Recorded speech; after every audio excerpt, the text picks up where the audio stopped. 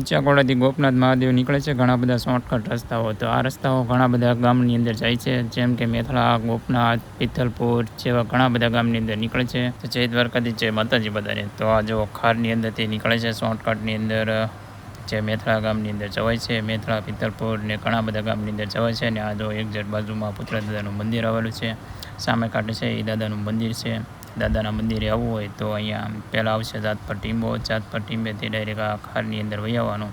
તો તમારા લોકોને જંગલની અંદર ન જવું હોય તો અહીંથી શોર્ટકટમાં દાદાનું મંદિર છે અહીંયા. તો સરસ મજાનું દાદાનું મંદિર છે. તો કમેન્ટમાં જય પુતળા દાદા લખતા જજો. તો ઘણા બધા લોકેશન તમને લોકોને હું કહીશ કે અહીંયા કેટલા બધા મંદિરો આવેલા છે. અને આ રસ્તો જાય છે ગોપનાથ. આપણે જવું હોય તો ઊંચાકોડાથી ગોપનાથ પણ નીકળે છે. એવી રીતના ઘણા બધા રસ્તાઓ અહીંથી જાય છે અને ઘણા ગામની અંદર પણ જવાય છે. આપણને સરસ મજાના હરણ જોવા મળી ગયા છે. અને હવે તમે લોકોને બારિયા પરિવારના મઢે લઈ જાઉં છું. તો આ છે બારિયા પરિવારનો મઢ. તો કમેન્ટમાં જય ચામુંડમાં લખતા જજો. તો અહીંથી તમારે લોકોને જવું હોય તો સરસ મજાનો રસ્તો છે અહીંયા. અહીંથી જાતપરથી આપણે જઈએ એટલે ખાર આવશે. પહેલાં ખારની અંદરથી એક્ઝેક્ટ બાજુમાંથી દાદાનું મંદિર આવેલું છે. ઘણા લોકો જંગલની અંદર જવા માટે, કેમ કે ગાડી હેરાઈ જતી હોય ને પૈણાની અંદર ન હાલતી હોય, તો અત્યારે 2 મહિના સુધી હમણાં, કેમ કે અત્યારે તો વરસાદનું હમણાં કાંઈ ઓલું નથી, એટલે જ્યાં સુધી બંધારો ન ભરાય ને ત્યાં સુધી અહીંથી જવાય છે. તો હાલો હવે જઈશી ચામુંડમાના દર્શન કરવા માટે. તો પહેલાં દર્શન કરી લઈએ, પછી તમને લોકોને વધુ માહિતી આપીશ. તો કમેન્ટમાં જય ચામુંડમાં લખી નાખજો. અને આ છે બારિયા પરિવારનો મઢ જય ચામુંડમાં.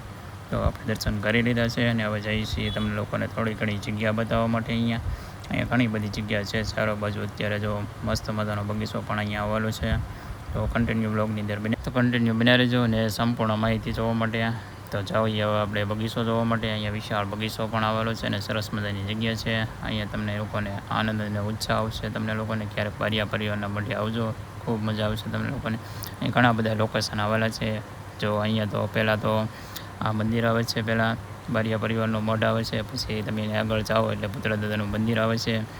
એની આગળ જાઓ એટલે મેથળા આવે છે. મેથળાથી આગળ જાઓ એટલે એક્ઝેક્ટ ગોપનાથ મહાદેવનું મંદિર આવે છે. ઘણા બધા એટલામાં લોકેશન છે. ઊંચાકોડાથી આવો એટલે ને બાજુમાં ઊંચાકોડા આવેલું છે. તો આવી રીતના ઘણા બધા લોકેશન આવેલા છે.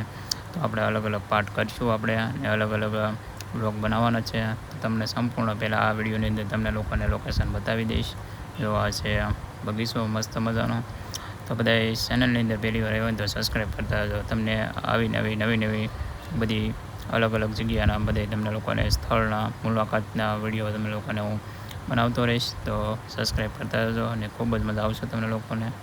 તો હજી તો આપણે બારાવાળા પુતળા દાદાનો બ્લોગ બનાવવાનો છે. આપણે છે ઓલરેડી, પણ આપણે ઘણી ખરી તમને લોકોને માહિતી બતાવીશ. આપણે કેટલા રસ્તાઓ છે અને ક્યાંથી કઈ જગ્યાએ જવાય છે.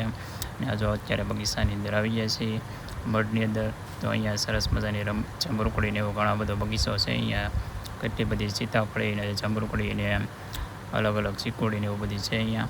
તો આપણે ગમે તેવા મઢે આવીને એટલે આપણે તો જો અહીંયા જામફળ ખાવા માટે આવીએ છીએ. તો જો અત્યારે અમારા યુગભાઈને બધા જામફળ ખાય છે.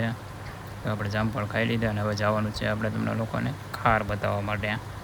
તો ખારની અંદર તમને લોકોને મેથળા તમને લોકોને હું બતાવીશ કે અત્યારે કેવો રસ્તો છે, શું છે, સંપૂર્ણ માહિતી જોવા માટે બન્યા રહેજો કન્ટિન્યુ બ્લોગની અંદર. ને જો અત્યારે તમે ફાઇનલી આપણે જવાનું છે હવે ખાર જોવા માટે. તો ફાઇનલી અત્યારે પહોંચી ગયા ખારની અંદર. ત્યાં જો આ જગ્યા છે ને અત્યારે એ ખારમાં ખાલી આ એક જ જગ્યા પાણી આવે છે. એ પણ અહીંયા પુલ ઉપરથી જવાનો રસ્તો છે.